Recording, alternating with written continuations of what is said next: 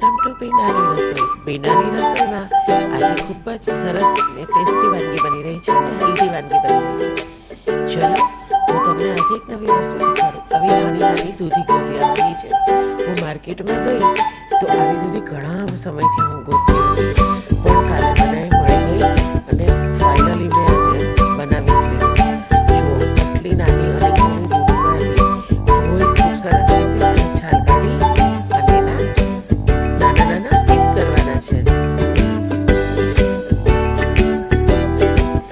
દૂધીનું ભરેલું શાક કરીએ છીએ આપણે. દૂધીનું ભરેલું શાક તમે ક્યારે કર્યું છે?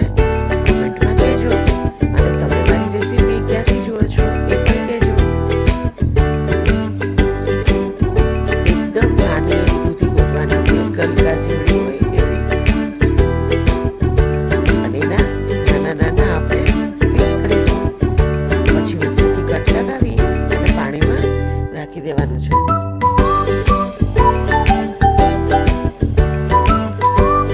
આ રીતે આપણા બધા જ દૂધીના એક સરખા પીસ કરી લેવાના છે.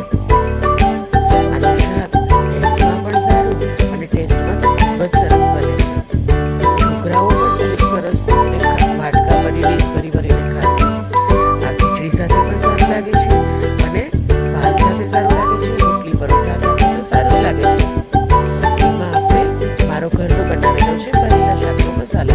જે તમને જોઈએ તો મારી ભીંડાની શાકની રેસીપી જોજો, એમાં મેં મસાલો મૂકેલો છે. બધી જ દૂધીને આપણે ભરી લઈએ છીએ. ભરેલા શાકનો મસાલો એમાં બધું ઘણું બધું નાખીને ઘરે બનાવું છું એ આપણે આગળ આપેલો છે. ચલો હવે એના માટે ગ્રેવી બનાવીએ છીએ. તો મેં મોટા 3 ટમેટા, 2 કાંદા અને 1 બીટ. એનાથી કલર ખૂબ સરસ આવે છે એના માટે 1 બીટ, 10 થી 12 કળી લસણની અને થોડું આદું અને 3 થી 4 તીખા મરચાં બધું જ નાખી અને આપણે એને ગ્રેવી કરવા માટે પેસ્ટ કરી લઈએ.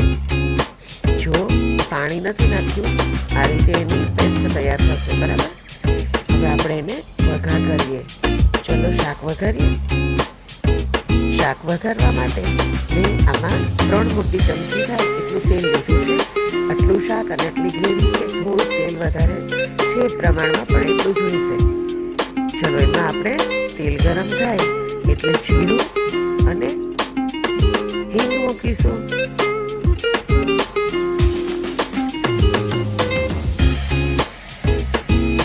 જીરું, પછી થોડી રાઈ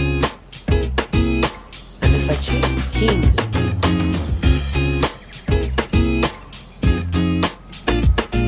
અને પછી આપણી થોડું તતડે જીરું, પછી આપણે એમાં આપણી ગ્રેવી નાખી દઈશું.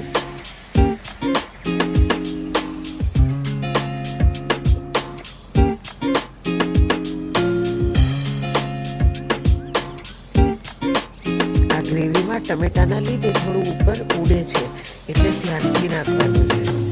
જો મારું કુકર આખું ઉપર બગડી ગયું છે, જોયું? પછી એમાં આપણે મસાલા કરીશું.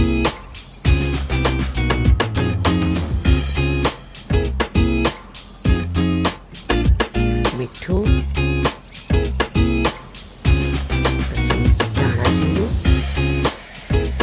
બધું જ નાની ચમચી હોય એ 2 ચમચી લીધું છે. 2 ચમચી મીઠું, 2 ચમચી ધાણા જીરું, 1 ચમચી હળદર અને 1 ચમચી લાલ મરચું. મીઠું અને મરચું તમારા ઘરમાં જે અનુકૂળ હોય એ પ્રમાણે નાખવાનું છે. એમાં ઓલરેડી આપણે તીખા મરચાં, આદુ એવું નાખેલું જ છે.